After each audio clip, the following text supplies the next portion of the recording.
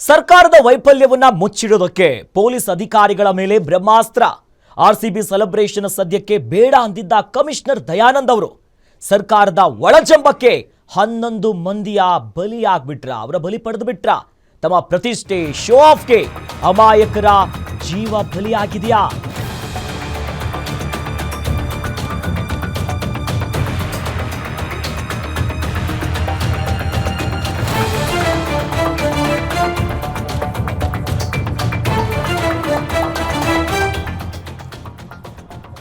ಸರ್ಕಾರ ತಮ್ಮ ಪ್ರತಿಷ್ಠೆ ಶೋಗೆ ಅಮಾಯಕರ ಬಲಿಯನ್ನು ಪಡೆದುಕೊಳ್ತಾ 2 ಕಡೆ ಈವೆಂಟ್ ಅರೇಂಜ್ ಮಾಡಿದ್ದೆ ದೊಡ್ಡ ಗಂಡಾಂತರಕ್ಕೀಗ ಕಾರಣ ಆಯಿತು ಅನ್ನೋ ಪ್ರಶ್ನೆ ಮೂಡ್ತಾ ಇದೆ. ಒಂದು ಕಡೆ ಫ್ರೀ ಪಾಸ್ ಅನ್ನ ಕೊಡೋದು ಅಥವಾ ಇಲ್ಲ ಅನ್ನೋದು ಒಂದಿಷ್ಟು ಗೊಂದಲಗಳು ಸೃಷ್ಟಿಯಾಗಿತ್ತು. ಆರ್ಸಿಬಿ ಐಪಿಎಲ್ ಗೆದ್ದಂತಹ ಖುಷಿಯಲ್ಲಿ ರಾತ್ರಿಯಿಂದ ಬೆಳಿಗ್ಗೆ 6 ಗಂಟೆವರೆಗೂ ಕೂಡ ಡ್ಯೂಟಿ, ಮತ್ತೆ ಬೆಳಿಗ್ಗೆ ವಿಧಾನಸೌಧ ಹಾಗೂ ಚಿನ್ನಸ್ವಾಮಿ ಸ್ಟೇಡಿಯಂನಲ್ಲಿ ಡ್ಯೂಟಿ ಮಾಡಿದ್ರು. ಪೊಲೀಸರಿಗೆ ಸರಿಯಾದಂತ ಮಾಹಿತಿಯನ್ನ ನೀಡಿದ ರಾಜ್ಯ ಸರ್ಕಾರ ಮತ್ತು ಕೆಎಸ್ಎ ತಮ್ಮ ಎಡವಟ್ಟಿಗೆ ತೇಪೆ ಹಾಕಲು ಪೊಲೀಸ್ ಅಧಿಕಾರಿಗಳನ್ನ ಅಮಾನತು ಮಾಡಿದ್ರ ಅನ್ನೋ ಪ್ರಶ್ನೆ ಉದ್ಭವ ಆಗ್ತಿದೆ.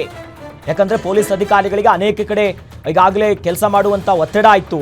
ರಾತ್ರಿ ಇಡೀ ಐಪಿಎಲ್ ಖುಷಿಯಲ್ಲಿ ಅಲ್ಲೂ ಕೂಡ ನಿಭಾಯಿಸುವಂತ ಇತ್ತು. ಸರಿಯಾಗಿ ನಿದ್ದೆ ಇಲ್ಲ, ಬೆಳಿಗ್ಗೆ ಮತ್ತೆ ಡ್ಯೂಟಿ, 2 ಕಡೆ ಈವೆಂಟು, ವಿಧಾನಸೌಧದ ಮುಂಭಾಗದಲ್ಲಿ ಒಂದಿಷ್ಟು ಕಾರ್ಯಕ್ರಮ ಆದರೆ ಮತ್ತೆ ಸ್ಟೇಡಿಯಂ ಬಳಿ, ಜೊತೆಯಲ್ಲಿ ಬರುವಂತ ಕ್ರಿಕೆಟರ್ಸ್ಗಳನ್ನ HCL ಏರ್ಪೋರ್ಟ್ ಬಳಿ, ಅವರು ಉಳಿದುಕೊಂಡಿರುವಂಥ ಖಾಸಗಿ ಹೋಟೆಲ್ ಬಳಿ, ಬೇರೆ ಬೇರೆ ಭಾಗದಲ್ಲೂ ಕೂಡ ಪ್ರೋಟೋಕಾಲ್ ಅನ್ನ ಮೇಂಟೈನ್ ಮಾಡಬೇಕಿತ್ತು.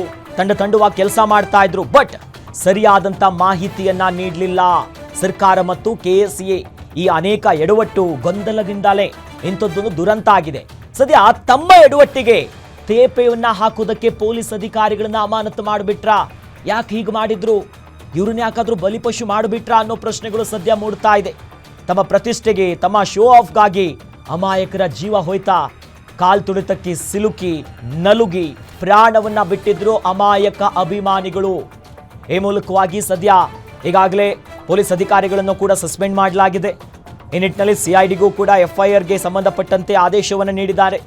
ಜೊತೆಯಲ್ಲಿ ನ್ಯಾಯಾಂಗ ತನಿಖೆಗೂ ಕೂಡ ಸರ್ಕಾರ ಸದ್ಯ ಆದೇಶ ಕೊಟ್ಟಿದೆ. ಮತ್ತೊಂದು ಕಡೆಯಲ್ಲಿ ಈಗಾಗಲೇ ಕೋರ್ಟ್ ಅನೇಕ ತನಿಖೆಗೂ ಕೂಡ ಆದೇಶಿಸಿದೆ.